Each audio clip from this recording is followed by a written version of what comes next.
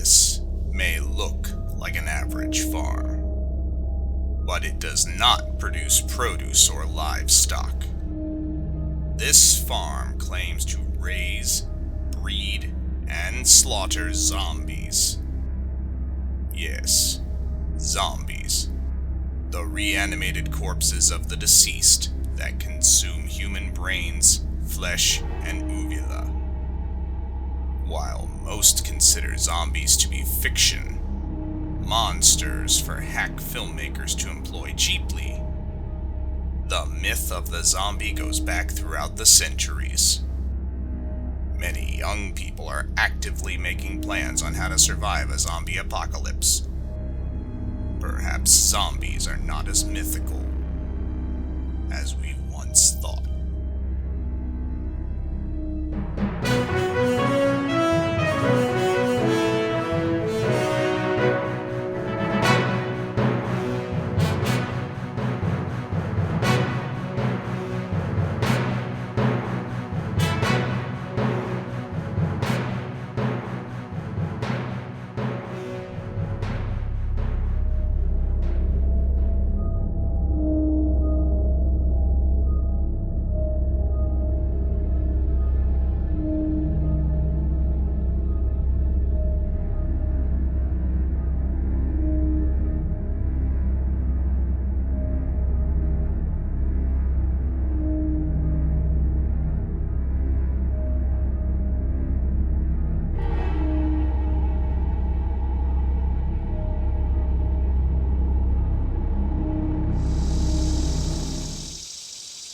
This is Mr. Zuckerman, the man behind the farm. Sophocles Zuckerman was born in 1965 in Ohio, just south of Cincinnati, but north of the Ohio River. His father, Homer Zuckerman, was a sharecropper by day and scrivener by night. His wife, Nosferata Vixia Zuckerman, was a refugee from Salem, professor of bee yodeling, and a devout Catholic. The two met at the Dayton Swim Club, and thus Sophocles was conceived. After a record-breaking 15-month gestation period, Nosferata spontaneously combusted. Baby Sophocles was discovered amongst the ashes, which were collected into an urn that is still in Mr. Zuckerman's possession. With such mundane beginnings, how did Mr. Zuckerman get into the zombie business? Well, my daughter graduated from the local community college with a degree in liberal arts, you see. This made her ripe for a job in customer service. Over the years, her brain began to atrophy from lack of use until one day she went and ate the neighbors. It was at that moment that I realized that Fern was no longer completely human, and I had two choices. I could report her, or I could go into the zombie business. I got to get up every morning at 5 a.m. to feed the zombies. It's a hazardous job. That guy got eaten. Then why do you do it? I do it for the chicks. Women? No, chickens.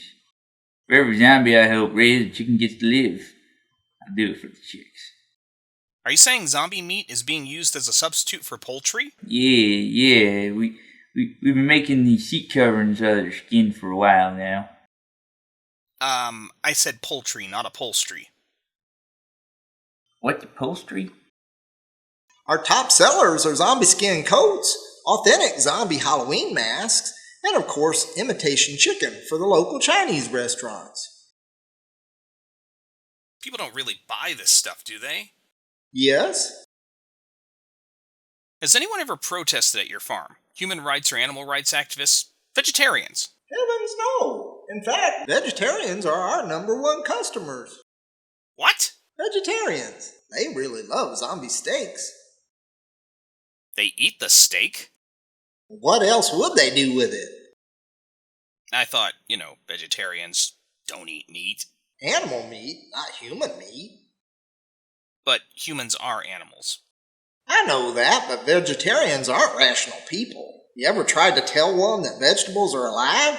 They look at you like you got 3 heads.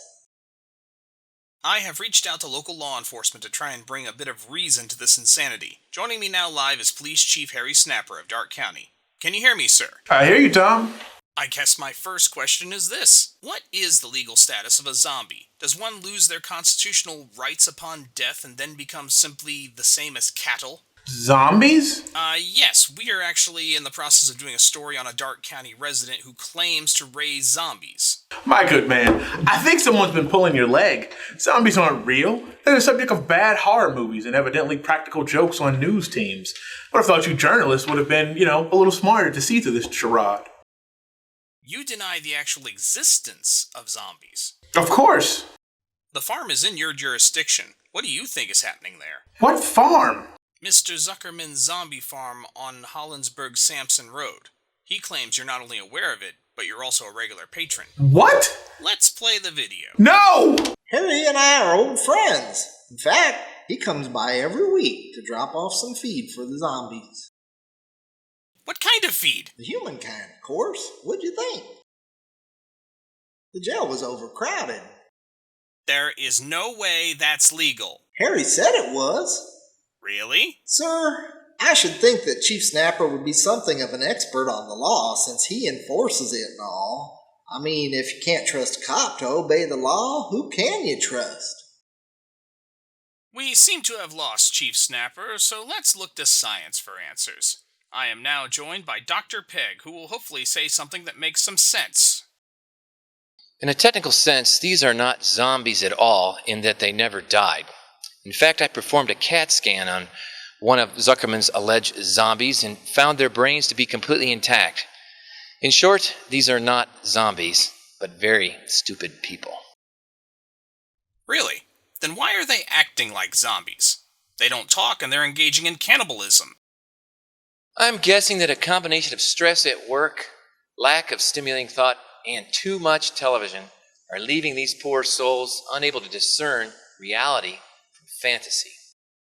Thank you, Doctor. In fact, I think the media is largely to blame for this epidemic.